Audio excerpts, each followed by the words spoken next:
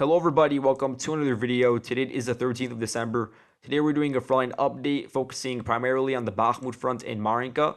We're going to begin by looking at the area to the southeast of Kupyansk, specifically looking at a village cluster, 4 villages that the Ukrainians are heavily defending to the southeast of Kupyansk, located within this blue rectangle.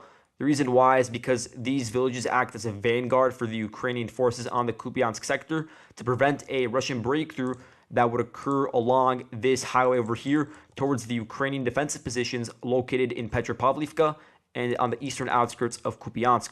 So let's take a deeper look at the area around Avdiivka.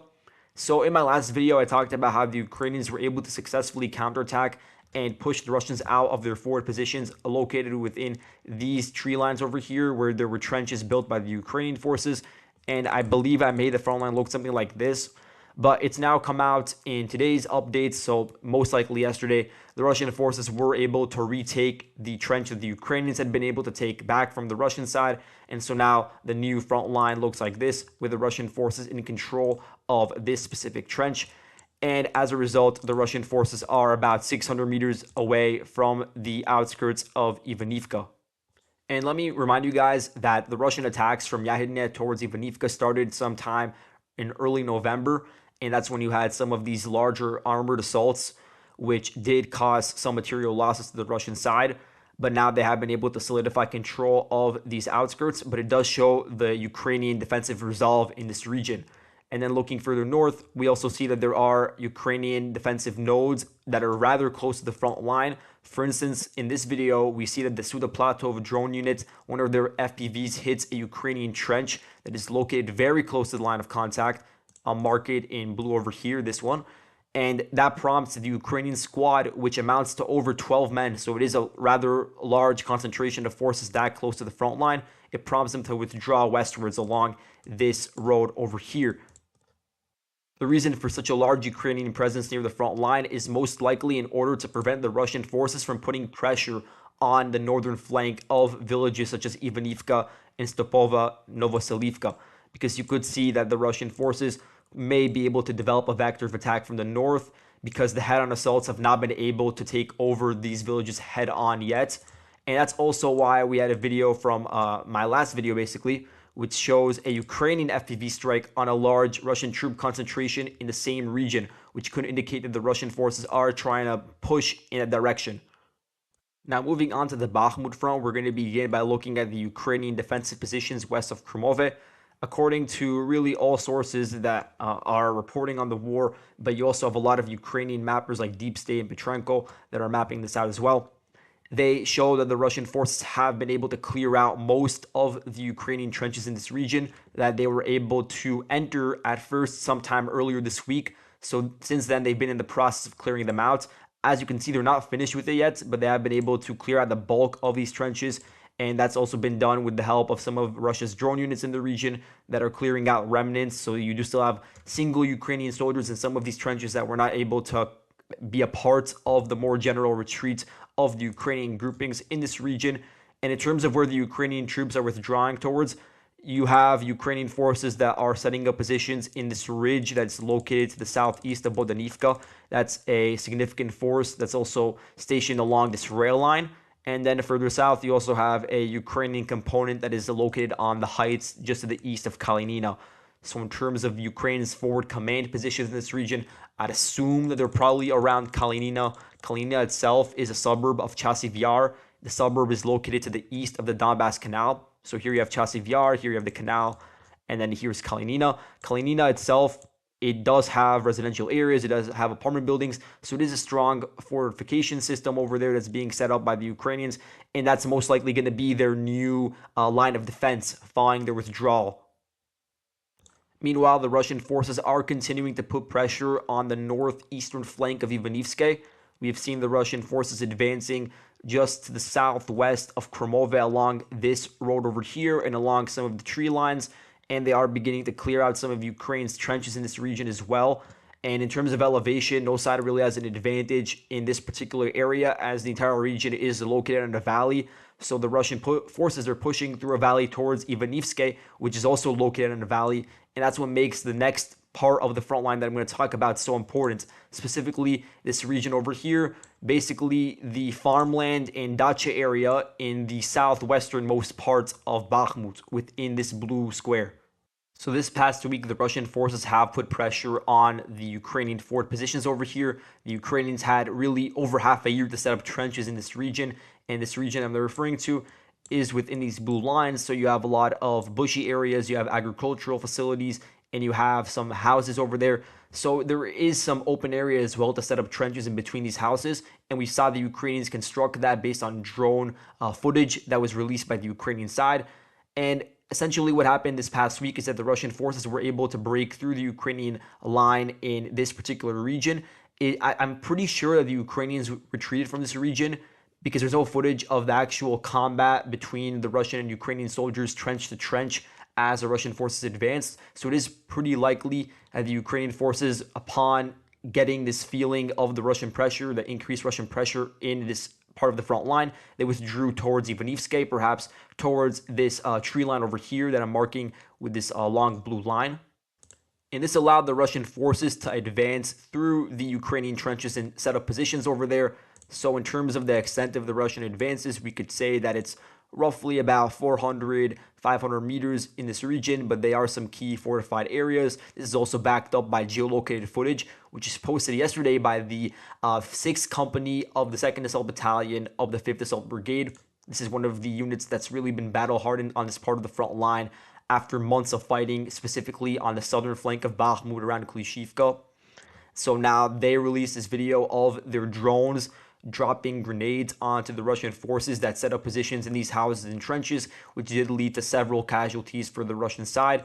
But it does confirm to us that the Russian forces are present in this region, but that this unit, the 5th Assault Brigade, has been moved a bit further to the north to hold back the Russian advances further towards Avdiivka. So here's a quick sketch of the front line on an elevation map. And the area that I was just talking about with the rural dachas and the agricultural centers is located within this blue rectangle. And you can understand why it's important for the Russians to take over this region. It is located on a height that is very close to Avdiivka, that overlooks the entire valley, including the village itself, where you do have a large Ukrainian defensive component, and also the Ukrainian trenches and fortifications located to the northeast, where you do have at the same time a Russian attack. Now, moving on to Klishivka, there is some ambiguity about the specific front line because there are different claims based on geolocations.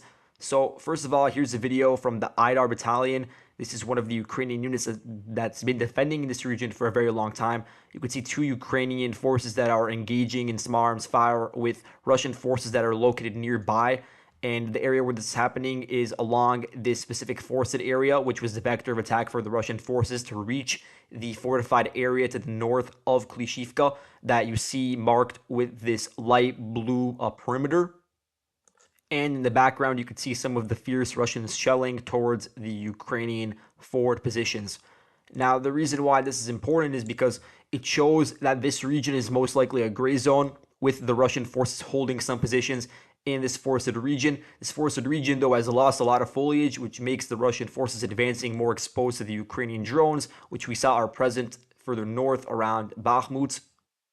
But on the other hand, yesterday we received reports from two Ukrainian sources, so Deep State and Petrenko, where they updated their maps to indicate that the Russian forces were able to actually gain a foothold within this Ukrainian fortified area to the northwest of Klishivka, which is commonly referred to by people familiar with the battlefield as height 215.7. And so this is generally their mapping of the situation, which would imply they have full control of the forested area and of some of the trenches located within this entire system.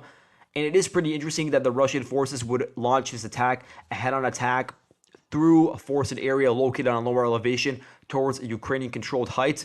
But if it were to succeed, then it would actually yield some important gains. But in the meantime, it does lead to very heavy casualties really on both sides, because the Russian forces are now expending a lot of artillery towards the forward Ukrainian forces, as you saw in that video. So as a quick reminder, here's the Russian vector of attack. And then here's the position that they're actually trying to assault based on the topography. Now, before we move on, I want to mention one last thing about the Bakhmut Front. We all know about the 3rd Assault Brigade, the Azov unit that was incorporated into the Ukrainian armed forces. And so this unit, they've been fighting now basically for a year on the southern flank of Bakhmut around Klishivka and Andriivka. They were extremely important in those Ukrainian operations during the counteroffensive. And they did yield some success also in terms of just like pure territory, taking over 20 square kilometers in that region. And so they are very battle hardened after that, but definitely after a year of experiencing such brutal fighting on the front line, they did suffer a lot of, they were attrited significantly, you could say, a lot of manpower casualties. And for that reason, now they've been withdrawn from the fighting on the front line. They've been moved to the rear. They announced this 2 days ago, December 11th. And now they are looking for additional recruits. So that indicates that there is an issue with manpower in the region. And they are claiming that they're going to be rebuilding their unit to make it the strongest unit in Ukraine. So they want to improve their manpower pool, and they also want to look into investing in new technologies for their units. And that leaves a void for the Ukrainian defenders in this region, as the Azov Brigade was one of their most powerful units in the region. In terms of replacing it, I just basically looking at a quick skimming through the front line, I think the best unit that could do that is the 24th Mechanized Brigade. This unit is now involved in some combat operations to the northwest of Horlivka and taking over some of the slag heaps in the region that are overlooking certain Russian positions to the northwest of Horlivka. But it potentially is more important to hold the line around Bakhmut. So I think that it would be a better idea to move them to that direction to fill the void left by the Azov unit. Now, looking at Avdiivka, there also is some ambiguity about the situation around the industrial district. So starting off, you have the pro-Ukrainian source Petrenko, which alleges that over the past few days, the Russian forces have been able to advance in the westernmost parts of the industrial district and the dachas. So their front line looks something like this, where Russia has basically almost full control over these districts, but they allege that the residential areas of Avdiivka around this area over here that I'm going to mark in blue are still under Ukrainian control or are a gray zone. So this is the contradiction, because they're alleging that the Ukrainian forces still hold positions in the blue perimeter, but according to the pro-Russian source Rybar, the Russian forces have been able to actually advance over the past week or so and take over the quarry area over here, and then from there use it as a springboard to advance along two different roads. I'll actually zoom in so you guys get an idea of the roads that they claim the Russian forces have been able to enter. So you have Kolosova Street over here. That's one area where they've claimed a Russian advance, and also along Yasnovimsky Lane around here. And Deep State, they also allege that there's clashes going on in this region. They don't say that the Russian forces have full control over these two streets, but they do claim that the area is a gray zone. So it does seem like the Russian forces have been able to push further westwards past their forward positions in the industrial area to begin assaulting the residential districts. But I'm not going to change the map to indicate control in that region until we do get further visual confirmation. And looking at the front line that I marked in red, you'll see that the Russian forces do have an advantage in this region by virtue of the fact they hold the heights that are located, the industrial district is located on a height that overlooks the residential districts of Avdiivka. A lot of them are where we're seeing clashes going on right now.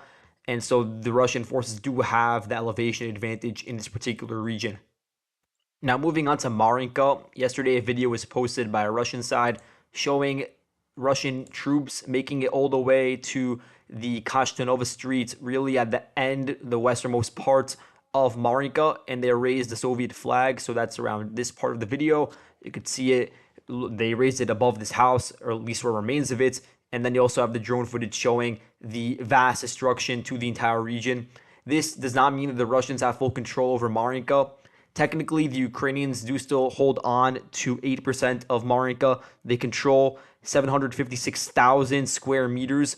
And I'll actually show you guys the area where they control. So I have to X out of this video. This part of Maryinka is technically within the boundaries of the township. And part of it I have marked as under Russian control. I can't edit it to move it to Ukrainian control due to a glitch on my map. But either way, this polygon that sort of looks like a triangle actually is still under Ukrainian control. So this 8% does still have to be cleared before we officially say that Russia has full control of Maryinka.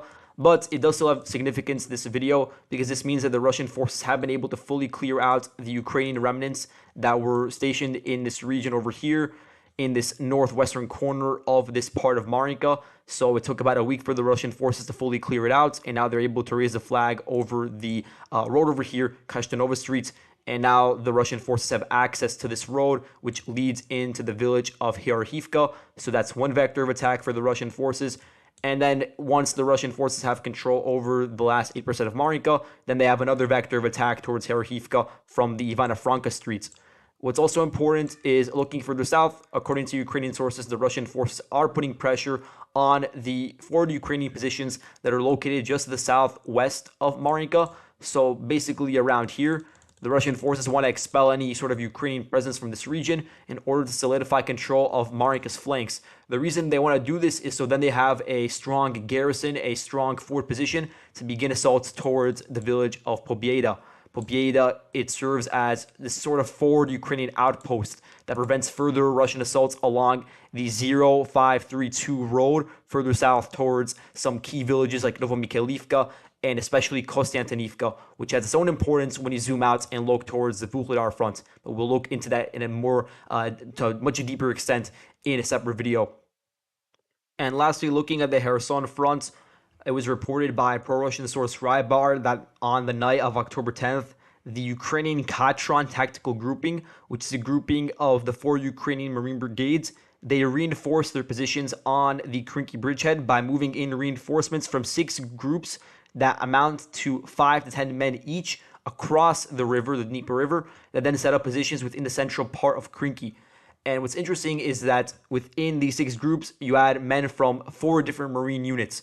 So this is the first time that we have confirmation of all 4 of Ukraine's Marine brigades actually operating across the Dnieper River within the Krinky bridgehead. So if you don't know, that's the 35th, 36th, 37th, and 38th Marine brigades. This is important because in previous reports, we only heard about the presence of the 501st Marine Battalion of the 36th Marine Brigade on the Krinky bridgehead, and we also heard reports of support from the 35th Marine Brigade, but now it seems like the operation is expanded to the extent that 2 new Marine brigades are beginning to get involved, such as the 38th over here, where we have their Argus Reconnaissance Company filming several of their FPV strikes on some of the Russian tanks and infantry that were making their way along an open path towards the village of Krinky in an effort to assault it. And this is from some of the Russian mechanized assaults that occurred towards Krinky that started on the 5th of December and really reached their climax on the 9th of December, where there was a pretty significant Russian assault from multiple axes. You had Russian attack, and again, these are all mechanized assaults. From the west, you had assaults from the south, and then you also had some assaults from the southeast in this direction. All of them were repelled, and there was some vehicle losses based on open source footage that was collected. Looking at some of the vehicle losses, it amounts to about 27 pieces of equipment that were lost. I won't say destroyed because I can't actually get specific information about the status of each one, but generally at least 27 vehicle losses for the Russian forces in this region. That comes after the Russian forces for months tried to basically close their Krinky bridgehead using infantry assaults or just using firepower. And that's very interesting about this bridgehead. I would have assumed that the Russian forces would just try to hold the line in the perimeter to prevent a further Ukrainian breakthrough, but just allow the Ukrainian forces to cross over the river and try to turn Krinky into some sort of fire bag. But based on what we saw on this geolocated footage over the past week or so, we see that the Russian forces are actively trying to get rid of the Ukrainian presence on the bridgehead. And in terms of the reason why that could happen, I was thinking that this is due to the Russians wanting to divert resources away from Krinky and towards other parts of the front line. Because right now, the Russian forces do have significant amount of units tied up in trying to hold the line in Krinky, and they may want to have elimination of the Krinky bridgehead already in order to move those forces to other parts of the front line. So in terms of some examples, you have the 810th Naval Infantry Brigade stationed over here. You have a lot of territorial units, which really aren't that big of a deal. But what's important is that you have 2 new air assault regiments of the 104th Guards Air Assault Division, which were moved to this area instead of other parts of the front line to try to hold the line and prevent the Ukrainians from assaulting deeper into the Russian side of the Dnieper River. So in terms of a summary of this part of the front line, there's no changes to the map actually. The Ukrainians continue holding their positions and the Russians continue strengthening their perimeter. But any sort of Russian forward assaults using mechanized forces or even just infantry have been repelled by the Ukrainian side. and they have been able to gradually increase the amount of men on the bridgehead, but it's come at a very huge manpower loss due to some of the aforementioned reasons relating to firepower and relating to difficulties in establishing logistics across the river. And so that's all I have for today. Thank you guys so much for watching, and I'll see you guys in the next video. Goodbye.